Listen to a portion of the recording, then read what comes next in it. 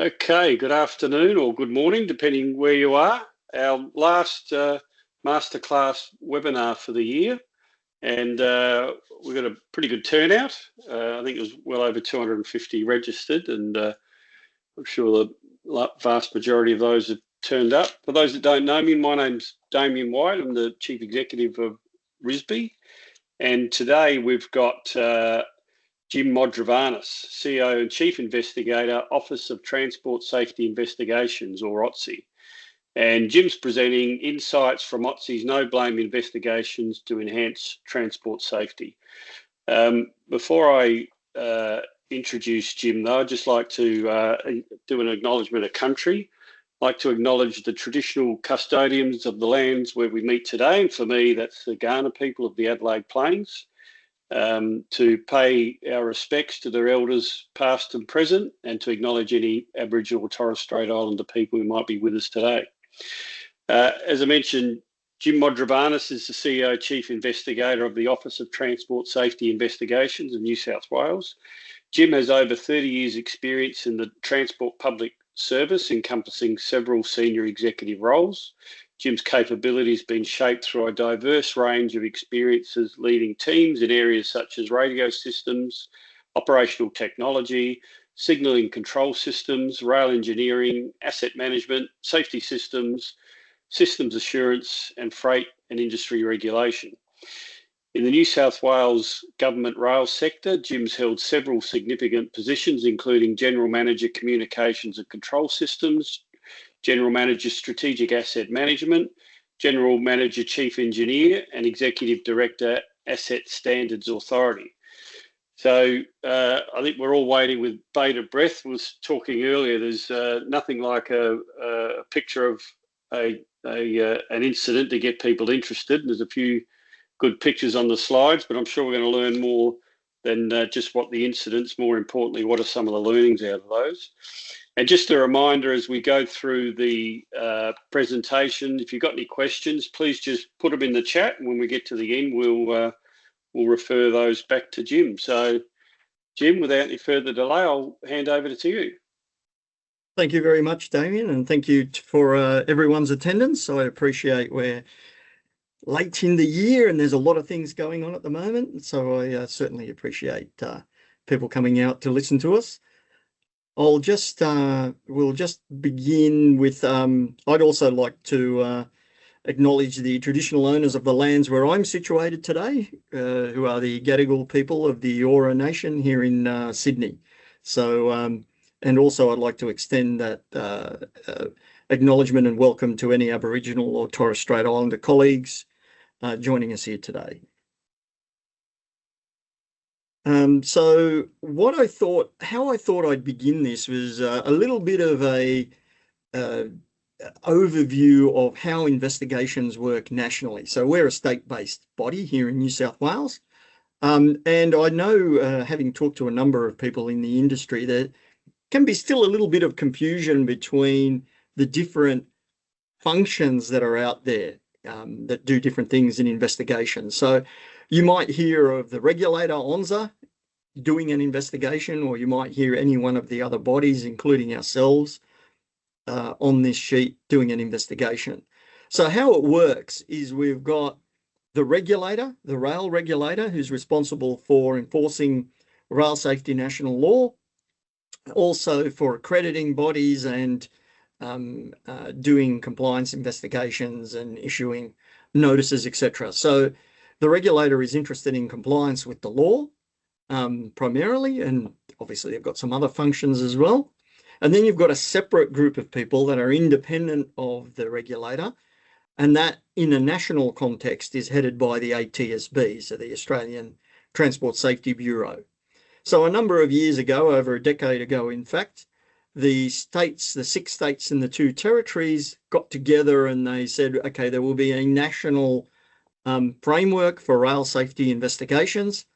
ATSB is the national investigator, but in states that have their own investigative capability, those states will undertake investigations in those states. So in New South Wales, that's me and my team at the Office of Transport Safety Investigations.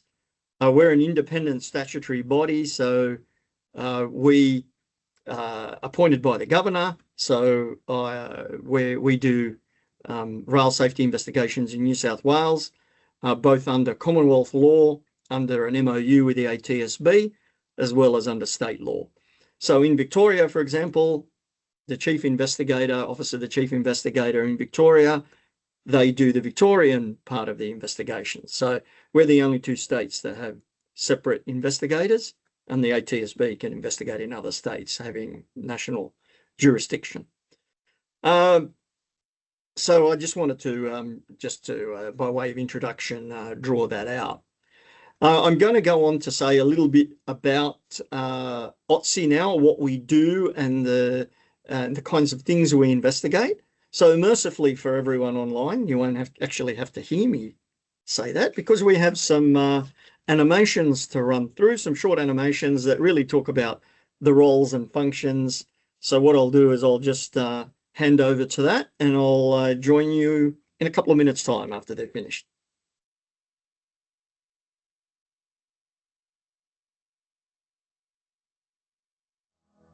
The Office of Transport Safety Investigations is the independent transport safety investigator for New South Wales, conducting no-blame investigations into rail, bus and ferry incidents.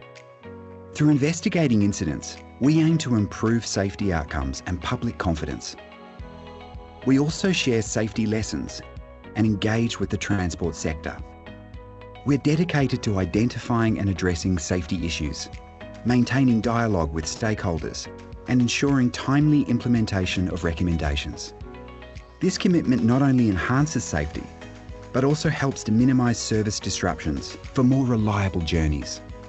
Our Chief Investigator is appointed by the Governor of New South Wales to lead OTSI. Supported by specialised teams, the Chief Investigator reports to the Minister for Transport. Our investigations are undertaken independently of the Minister and other organisations. We conduct no-blame investigations across the transport network, identifying contributing factors to incidents and safety issues, and opportunities for safety improvement. Transport industry employees can also confidentially report safety concerns to us. We also conduct in-depth research and data analysis, helping to pinpoint safety concerns and set priorities for improvement. Our communication and engagement activities aim to ensure our safety insights are shared through multiple communication channels to reach the right people at the right time. We strive to create a safer, more reliable transport network for New South Wales. For more information, visit otsi.nsw.gov.au.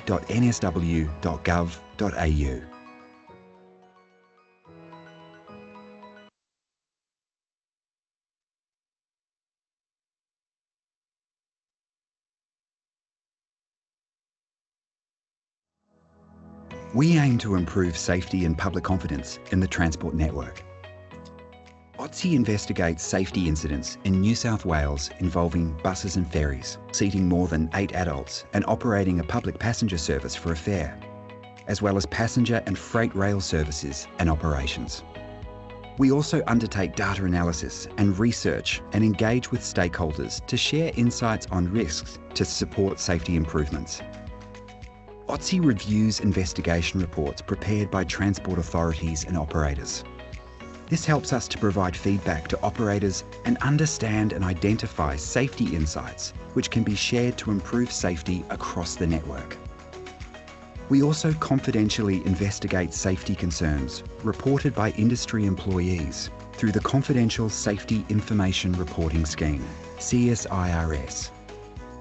OTSI uses a no-blame approach to investigations to identify and understand contributing safety factors and underlying issues. We do not assign fault or determine liability. Our investigations are independent of any investigation or inquiry conducted by a regulator, New South Wales Police, or the coroner. We work with a wide range of agencies and organisations in New South Wales, across Australia and overseas to improve transport safety.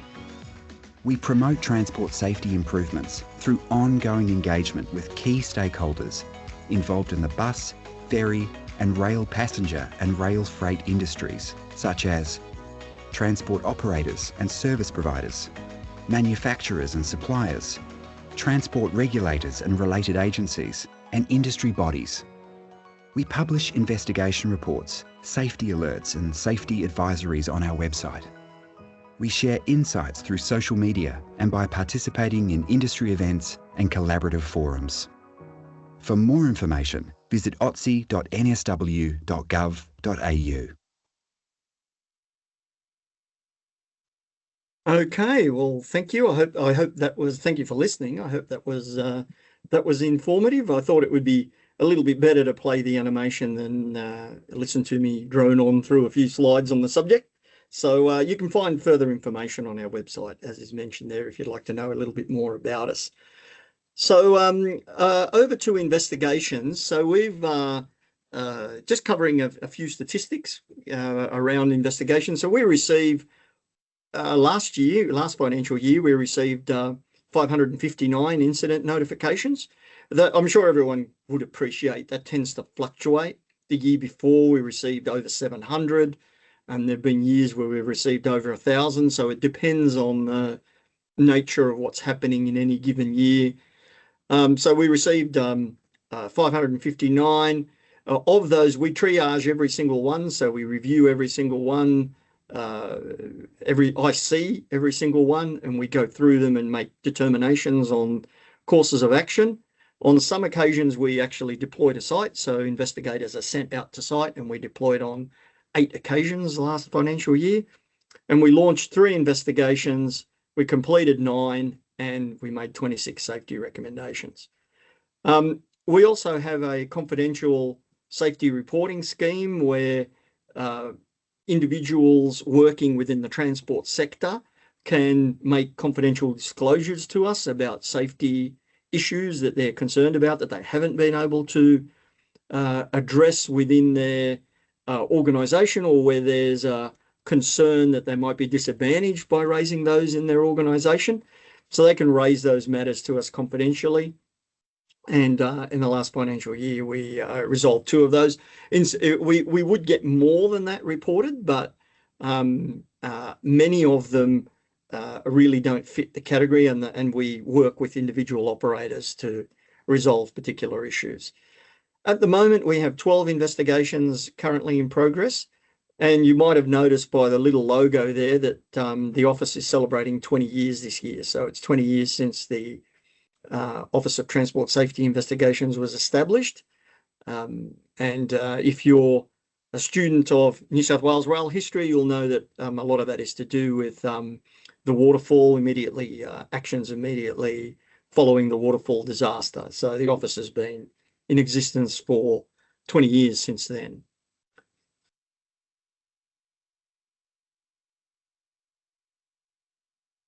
So what I'm covering today is a little bit to do with operator reports. So one of the functions that we perform is to, when all those incidents that I was talking about earlier, the 559 incidents, a certain number of those incidents exhibit some traits where we identify them as the potential for future learning, or the potential to contain additional learning. So in those particular situations, we request a copy of the operator's report.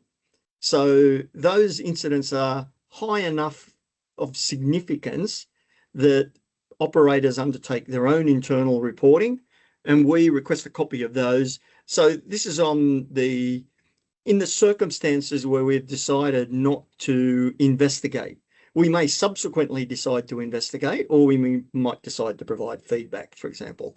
So in that particular category, we do a bit of a deep dive. So we identify an incident, request the operator report, review the operator report, and provide feedback. So in the last financial year, there were 64 of those operator reports that we called for and reviewed.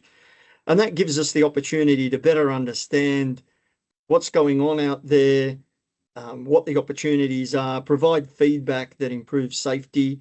Reviewing operator reports is one of our functions that's coded in law. So it's one of our roles is to review, to coach, to provide feedback to operators.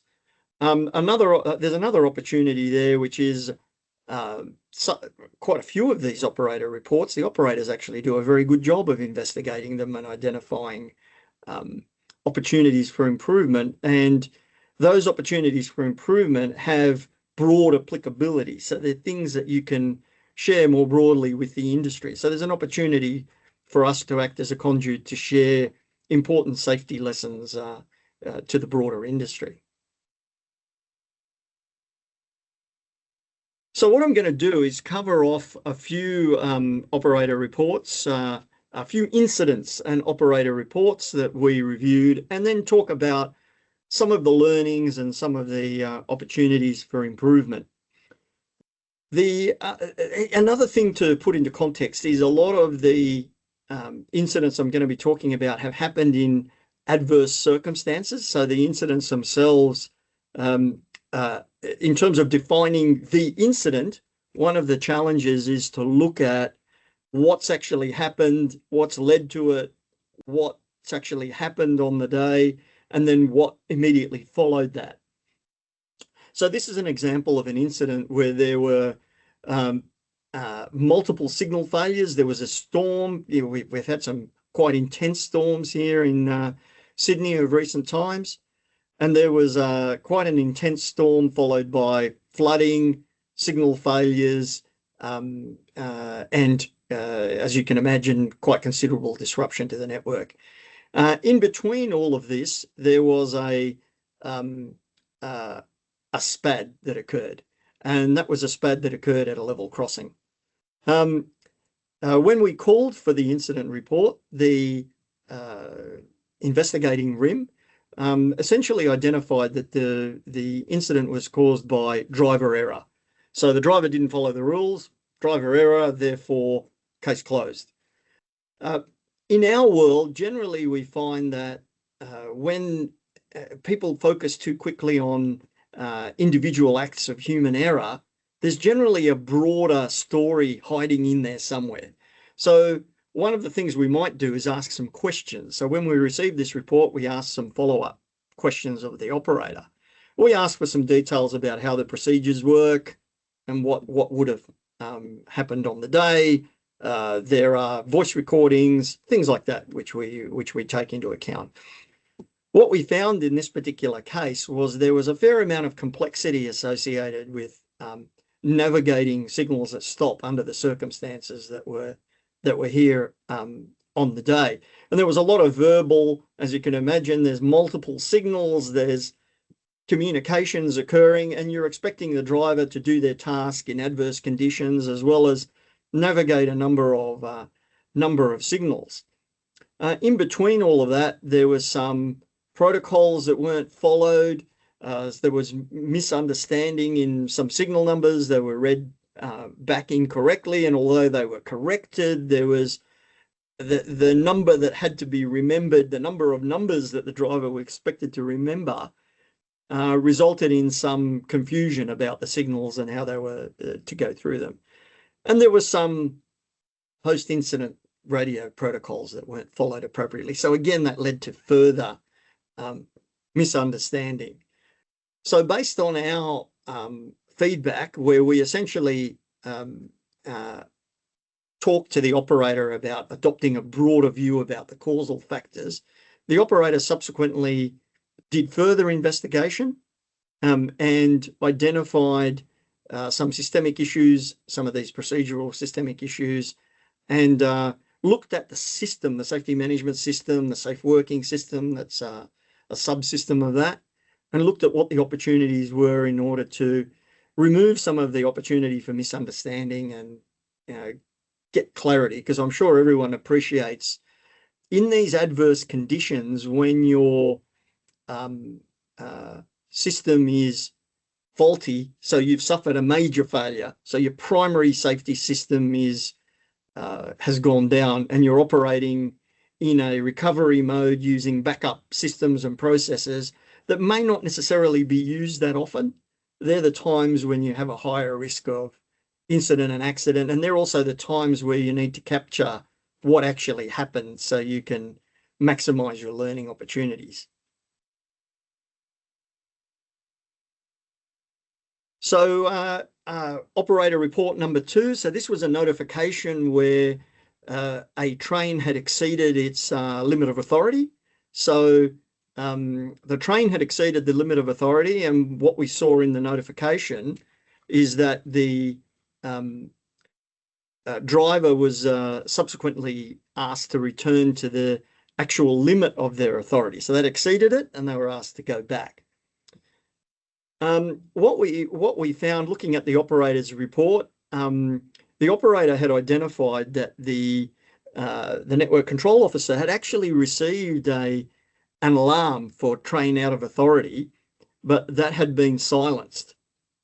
And what became apparent was all the alarms on the system, whether they were high priority or low priority, all had the same sound. So you can imagine you've got a whole series of, you're a network control officer, you're being bombarded by a whole series of tones, of which some of them are important and some of them are not important. The far majority of them are not important. So you can habitually get into a situation where you start out of habit just acknowledging these things to get rid of them. And in this particular case, it was the driver that had picked up, oh, hang on, I think I've exceeded my limit of authority, and then called the network control officer to discuss it. So the network control officer then instructed the driver to return to their limit of authority without necessarily issuing any instructions on the appropriate safe work method in order to achieve that. So what we were able to do there is pick up on some of these issues and reinforce the need to consider the human factors of what was happening here, particularly the pop-up alarms, the tones, and look at some way of being able to differentiate between what is truly important and what is effectively a notification. So further activity or actions were undertaken to improve, SPAD mitigation awareness, and also to improve upon what to do in situations where a limit of authority has been exceeded and there needs to be new safe working instructions issued in order to move the train from the position that it's in. This was also one of those examples where the operator focused on what they termed to be the incident, which was the actual exceeding of the limit of authority, but didn't actually think more broadly, okay, the limit of authority was exceeded, but how did the train then get back to wherever it got back to? So it went back to the station, because I'm sure everyone on the call would appreciate mandatory drug testing kicks in and all those things that you need to do post-incident. So the train moved back into this position, but there was no immediate thought process, which was, oh, how did that train get back to that position? So one of the lessons out of that one is just think more broadly about the incident and its immediate aftermath in terms of capturing available lessons. So this is another incident. This one was a worksite protection related incident. So a passenger train came into a work area that was protected by absolute signal blocking, or had an absolute signal block. And the operator's investigation identified that the protection officer was not actually qualified to manage multiple work sites. And the protection was not applied to all signals. So the initial investigation was that the protection officer wasn't qualified. However, when you start to unpack it, we found that the protection officer was qualified to take out an ASB or ABS. We've got our ABSs and our ASBs mixed up, I've just noticed. An ASB is what we're talking about. So they were qualified to take out an ASB, but not to manage multiple work sites, which was a particular constraint of this. And when we examined the rules for an ASB around multiple work sites, there were actually discrepancies within that concerning how that was to work, and some potential for misunderstanding about what the PO was actually qualified to do or not. It was also observed during the incident that the safety critical comms fell a bit short of the network standard, so they didn't appropriately communicate under the circumstances or as dictated by the safe working rules. So the role we undertook then was just to work with the operator to work through some of these issues and show them where we'd identified the inconsistencies. And the operator took that on board, making sure that they'd clarified some of these requirements to make sure that the appropriate safe working was being used and the appropriate qualifications were held by the safe working officer, and making sure that some of the potential for discrepancy or some of the potential for misunderstanding within the rules was clarified.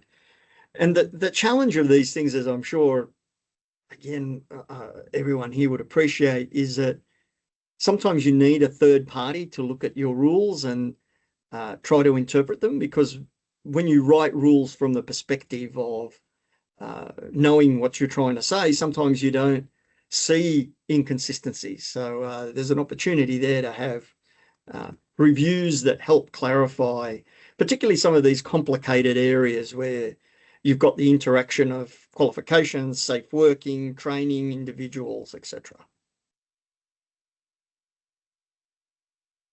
So the summary of all of that, and including other investigations that we've undertaken, is firstly being prepared to investigate. So over on the left-hand side of the slide there, we've got make sure you are prepared to investigate.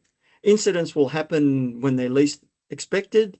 Make sure you have a plan to investigate. Make sure you're ready to go with what information you're gonna capture, how you're going to go about the investigation.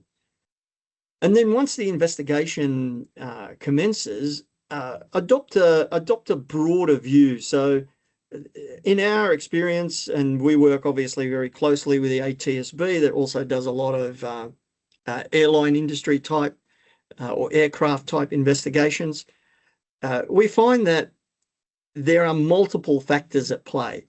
So multiple interrelated factors is generally, I mean, the days when you just sort of say, driver error, human error, they're well and truly gone. This is about looking more broadly as why was the driver in that position? What did the driver understand about what they were required to do? What support was provided to them? What training was provided to them, etc. They're all significant factors in influencing what an individual does in a particular set of circumstances. So the aim of the investigation, and certainly our ones, are to identify the event sequences, the causal factors, and what influenced the accident. So essentially, what happened, why it happened, and come up with some recommendations so it doesn't happen again. And once you understand these causal factors, you can turn your mind to the risk reduction that might need to be done. And as I've said, I'm pretty much on every single one of these investigations. Don't fall into the habit of centering your investigations on the individual, on individual acts. There may well be some individual acts involved, but those acts will have been influenced by a whole range of system factors that you really want to look at in terms of preventing future incidents and accidents. And also take a broader view. In adverse conditions, people respond in different ways, and that gives you an insight into what people understand about your incident response and your system degraded processes. So processes that apply when your system is operating in a degraded mode for one or another reason. So take that broader view and you'll be able to get more lessons. And I'm sure pretty much anyone that's worked in this field before would understand that getting to the root cause, and generally you have different approaches, 5 whys, for example, of quality, if you're in the quality environment. So asking yourself regularly why, in order to flush out those things. Why did the person do that? Why did the NCO make those decisions, make those assumptions, etc., and work through a process to establish and isolate root causes, because that gives you the best opportunity to understand what's influencing the behavior of individuals, the performance of various assets, etc., whatever the causal factors might be, and therefore you can respond more effectively to that.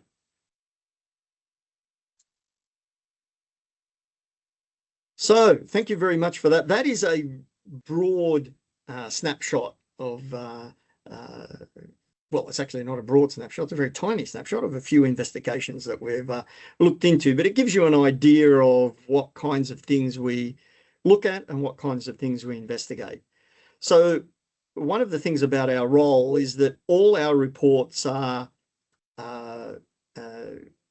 public documents, so they're published on, they're tabled in both Houses of Parliament here in New South Wales, and they're also made available on our website. So you can see the all our reports are available there. We've also got a range of communications which can assist in some of the messaging around some of the lessons learned that we've identified, and you're very welcome to find that on our website. We're also on LinkedIn. You've got some of the contact details there, which you can have a look at. We've also got some. Thank you, Jim. There's some additional links and resources there. So thank you for listening. Back to you, Damien. Great, thank you, Jim. And yeah, some of your examples there, we've all probably been involved or observed where, you know, the easiest thing to do is point the finger at the person at the end of the chain, at the pointy end of the train. And really, as you say, there's often many contributing factors, and, you know, rarely you might find there might be a trend with an individual, or dare I say, not everyone's suited to a safety critical, high reliability environment. I'm probably not. I'd be the last person you'd want in a role like that. But yeah, it's fascinating looking at or understanding how incidents, as I say, they're rarely sort of one event. There's normally a build up over time. And I guess the opportunity to investigate is to understand those contributing factors and prevent further ones. So we've got a few questions on the chat, and we've got some questions from some RISB staff as well. In terms of responsibility and territories, OTSI and ATSB appear to perform very similar role. How is it determined which body should perform an investigation? In New South Wales, we would lead an investigation. That's part of our MOU with ATSB. Okay. So if there is an incident, we'll have a discussion with ATSB. So we'll initiate an investigation. So I'll speak to the Chief Commissioner at the ATSB, and we'll initiate an investigation under our MOU. There are circumstances where it might be more appropriate for us to investigate under New South Wales law. So if that is the case, then I'll discuss and negotiate that with the Chief Commissioner. And there are circumstances, particularly when there's an overlap between transport modes, where it might be more effective to investigate under New South Wales law. And in those circumstances, that's what we would do. Commonwealth law actually has some quite useful provisions in it as well. So it's not a question of one is better than the other. It's just a question of what suits a particular investigation. But rail ones would be largely, pretty much almost all of them, undertaken under the Commonwealth law and as part of our MOU with the ATSB. Right, okay. Could you share examples of how OTSI's investigation have influenced policy or regulatory or safety improvements within the transport sector? I would, well, here in New South Wales, particularly in buses, there's been a lot of activity around with a bus task force that's been looking at safety. So we've worked quite closely with the task force, and given them access to some of the lessons learned through our investigations to make appropriate recommendations. So government is working on making some improvements to the system on the back of that. So I meet with the Minister quarterly and I meet with the Minister's office monthly. So we provide quite a bit of feedback to the top end of government around the kinds of things that we're seeing and we'd like improvements on. So in terms of that sort of policy level stuff, yeah, we work at those sorts of levels. Okay. How does OTSI ensure its findings are communicated effectively to stakeholders, and what methods are used to promote the adoption of safety recommendations?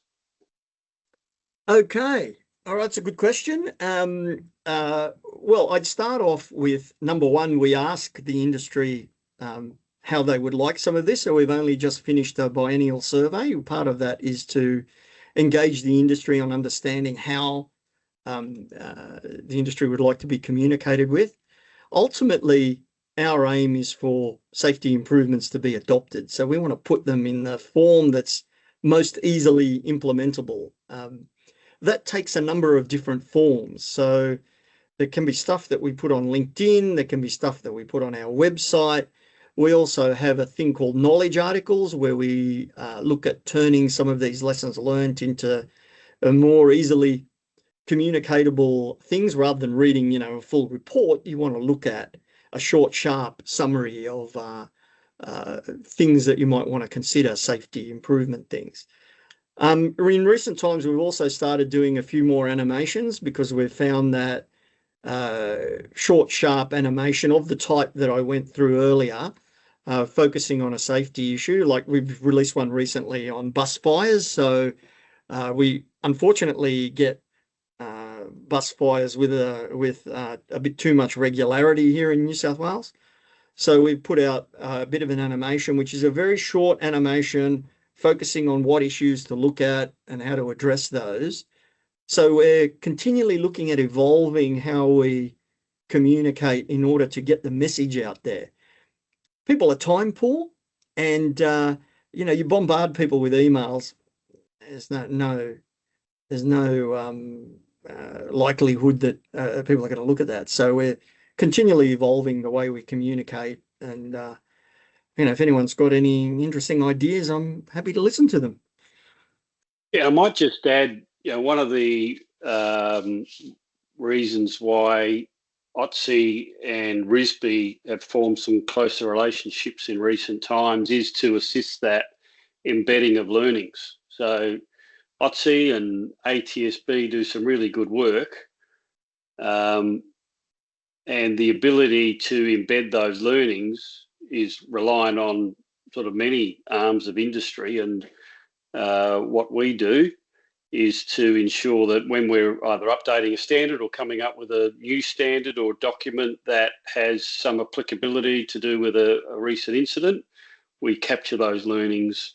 And likewise, if there's a serious incident and there's some specific learnings, they're captured in updates to RISB's products as well. So that's a way that we sort of collectively across the industry embed those learnings, which is pretty important. How does OTSI's review of operator reports enhance their understanding of systemic safety issues? I would go beyond that because the operator reports are part of incidents that are reported to us. So the operator reports are a deep dive into a particular incident. What we're actually doing is looking at all the incidents that are reported to us and looking at trends and indicators that a particular type of incident might involve a systemic underlying cause. So part of the data analysis that's mentioned in the little presentation is actually looking at emerging trends. So we're looking at things that are emerging that we might want to identify for a systemic review. So a type of investigation that we do is a systemic investigation. We've got an ongoing one at the moment into worksite protection, for example, because we're seeing quite a spike in worksite protection related incidents across the whole network, not just in the metropolitan area. So, and we've also got systemic investigations ongoing into bus fires, bus rollaways, for example. So we're continually looking at the data and trying to gain insights into what might be happening more broadly on the network, and then launching investigations or even communicating some of these issues more broadly to the industry, just to alert people that this is happening. So yeah, I appreciate the question, but it goes a little bit beyond just operator reports. No worries. Are there any international best practices or partnerships that OTSI is leveraging on to enhance its investigation approach and ensure continuous improvement? I'm sure there's an international club of incident investigation bodies. Yeah, there is. We've also got the benefit that we work very closely with the ATSB. So because the ATSB is the national body, the obligations around the international conventions. So there's international maritime conventions on investigations. There's international aircraft conventions. The ATSB system is required to draw upon those. We draw upon the ATSB system. So through the 20-year life of the office and our close collaboration with the ATSB, we continually evolve our system. And all our investigators need to attend a training course that's also provided by RMIT and delivered quite significantly by ATSB. So that's continuously evolving as well. So other than that, we engage with the university sector here. There's some collaborative arrangements that we leverage on, so we get the benefit of that. And we, we work with various partners. As Damien said, there's a number of good practice entities around the world that work on this sort of area. But largely we work with the ATSB because they're plugged into. They're a much bigger organisation than we are, and they're plugged into a lot of these things in a great amount of detail. Okay. Sort of related, do you use Lean Six Sigma tools or other methodologies as part of your investigation toolkit? So do you have a standard OTSI methodology for undertaking investigations? We have a standard methodology for investigations. So we have our investigation processes and procedures, which we follow, which are derived from all the inputs that I mentioned earlier. In terms of data analysis, particularly, we do have various practices. I've got a number of data analysts that are here. All of them have PhDs. And they're looking at applying a number of different techniques to analyze data.